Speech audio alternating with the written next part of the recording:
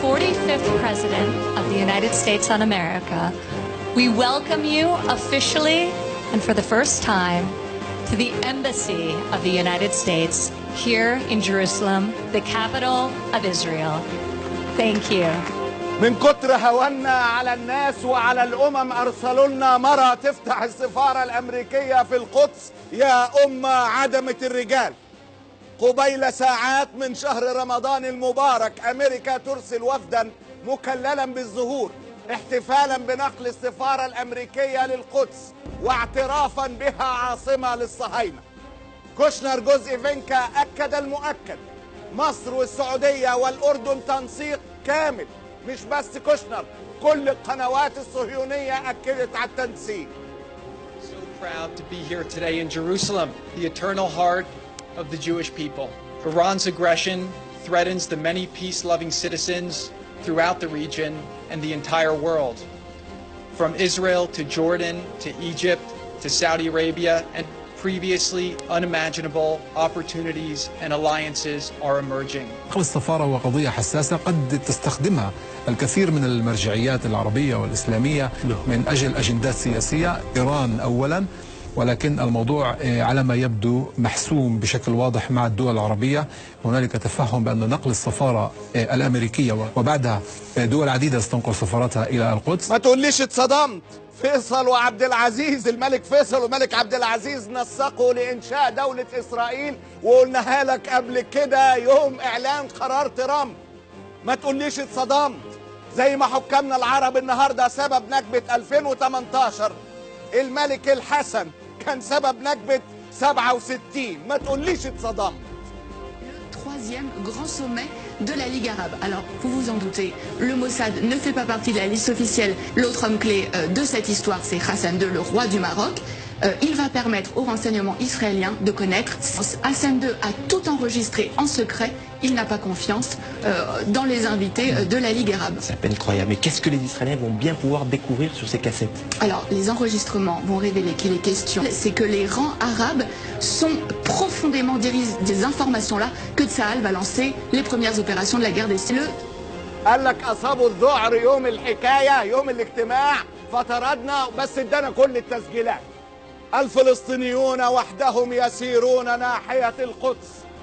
الفلسطينيون وحدهم يهرولون ليدفنوا شهداء لأن هناك شهداء آخرون ينتظرون الدفن.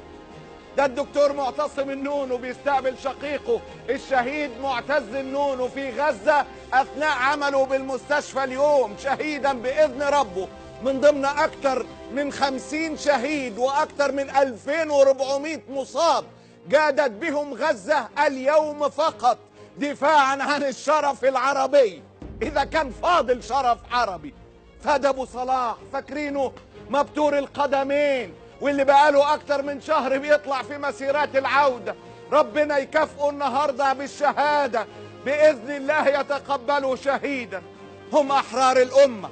اختفت الميراج والرافال والإف 15 و16 و18 ولم تظهر إلا الطائرات الورقية يا أمة من ورق. قال لك أعلنوا القدس عاصمة للإخوان المسلمين وحينها سيتحرك كل القادة العرب لتحريرها.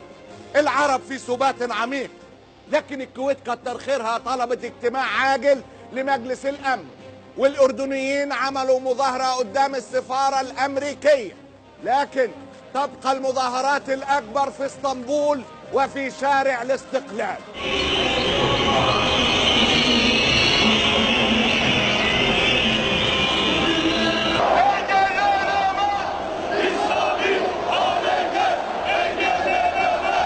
فيما عدا هذا الصمت يدثر الجميع في الوطن العربي الأسير. حتى كلمات الشجب والإدانة عزت، وكأننا في الأيام المظلمة التي سبقت الحرب العالمية الثانية. هكذا تحدث أردوغان. Ben size şu kadar para veriyorum.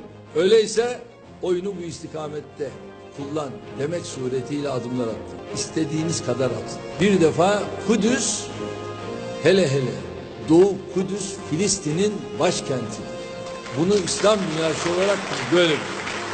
Bu tablo karşısında kendimizi 2. Dünya Savaşı öncesinin karanlık günlerinde hissetmekten Alıkoyamıyoruz. من دقائق جنوب افريقيا تسحب سفيرها من اسرائيل. من دقائق تركيا تستدعي سفيريها في واشنطن وتل ابيب للتشاور بعد نكبة اليوم. الشيخ أفخاي أدروعي عارفينه. السلام عليكم. نتحدث اليوم عن فضائل يوم الجمعة المبارك. خير يوم طلعت عليه الشمس يوم الجمعة، رواه مسلم. الشيخ أفخاي أدروعي قلع كل الماسكات النهاردة. اشمعنى هو؟ ما كل حكام العرب قلعوا. مع قطاع غزة في هذا اليوم، يوم الوكسة التي تفرضه حركة حماس على أهالي قطاع غزة، إلا المشاركين المحرضين المشاغبين المخربين طامعين الحدود، وحاولتم اجتيازها وحاولتم اقتحامها وحاولتم المساس ببنيتها التحتية، فبذلك تخاطرون بحياتكم. نحن مستعدون لكل السيناريوهات على صفحة مسيرة العودة الكبرى بين قوسين كما تسميها حماس، ونحن نسميها مسيرة الفوضى الكبيرة في يوم الوكسة. يوم الوكسة لأن حماس ما تفعله هناك هي تأتي بيوم وكسة على كل الفلسطينيين. الوكسة عليك وعلى اللي جابوك. فرجينيا جميلة الجميلات تتسلم مفاتيح القدس، فأين أنت يا صلاح الدين؟ أجراس العودة إجبارا اليوم تدق وليس غدا. ما زالت تنجب أحرارا القدس ولا تركع أبدا. شهداء في قوافل للجنة، أبطال عقيدتهم لسه بخير. لا بتعرف أصل ولا التفريط ولا كم بالعار ولا جيش ومشير. ما تبيعش ترابها المال سلمان الخاضع للعالم الصهيوني. شايلين مفاتيح الدار لسه ما خانوش الحلم ولا خانوني. من غزة البيت لحم الطهرة، من غزة البيت لحم الطهرة لخليل العز ورام الله، والخان وجنين تلك يا أبيب يرجع حيفا، والقدس تزين طال قلب فلسطين. القدس بتشكي لمولاها القدس بتشكي لمولاها وبتسند علم رابطين. لا صلاح الدين هيعود تاني ولا شفنا زعيم يصنع حطين. ساجدين حكام الأمة هناك في رحاب العم الأمريكي، دافعين الجزية بذل وجهد، جايبين الديب هل يحميكي. النكبة مش أرض احتلت ولا نقل سفارات ولا تهجير. النكبة مش أرض احتلت ولا نقل سفارات ولا تهجير. النكبة قواد الأمة في دلق فينكا ازاي بتسير، وازاي شوية شعر أصفر في الرياض بيقلبوا السلاطين. ثم ظهروا بنكبة تسرق مرة تانية مننا فلسطين.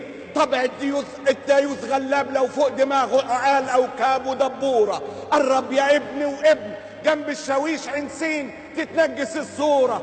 يا مقدمين القدس قربان لكراسيكو، خصص تاريخنا ركن في المزبلة ليكو. الجيل الحال خلاص قرر يكسر جدران الصمت يمر، مش قابل يركع زي ملوك بيعينه وساقيينه من المر. الثورة انطلقت رغم أنوف الميري وحكام البترول. العيش والحرية دي كانت بدايات للغضب المفتول. لا هينفع تتراجع خطوة ولا تكتم صوتها المتصاعد. الشعب العربي بيوعدكم الرد يكون زلزال راعد. افتح سفارات مش واحدة وبس وحسابك يجمع ويانا. القدس لا ضاعت ولا هتضيع وهنرجع ليها وعرفانا. أجراس العودة إجبارا اليوم تدق وليس غدا. ما زالت تنجب أحرارا القدس ولا تركع أبدا. كلكت مليون مرة ومليار، كلكت مليون مرة ومليار. القدس عاصمة العرب ولو كره عبد الكرسي والدولار. كلكت مليون مرة ومليار. القدس عاصمة العرب والمجد للي بيصنعوا في غزة النهار، للي بيصنعوا في غزة النهار. المجد كل المجد. الله غالب.